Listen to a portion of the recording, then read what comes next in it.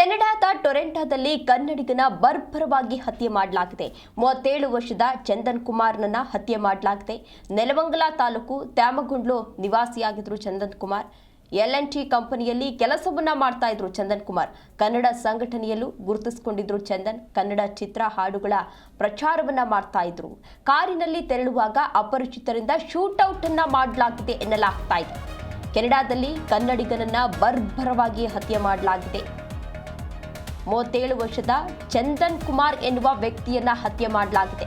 ನೆಲಮಂಗಲ ತಾಲೂಕು ತ್ಯಾಮಗುಂಡ್ಲು ನಿವಾಸಿ ಈ ಚಂದನ್ ಕುಮಾರ್ ಎನ್ನುವ ವ್ಯಕ್ತಿ, ಈತನನ್ನ ಬರ್ಬರವಾಗಿ ಹತ್ಯೆ ಮಾಡಲಾಗಿದೆ. L&T ಕಂಪನಿಯಲ್ಲಿ ಈ ಚಂದನ್ ಕುಮಾರ್ ಎನ್ನುವ ವ್ಯಕ್ತಿ ಏನಿದ್ರು, L&T ಕಂಪನಿಯಲ್ಲಿ ಕೆಲಸವನ್ನ ಮಾಡ್ತಾ ಇದ್ರು.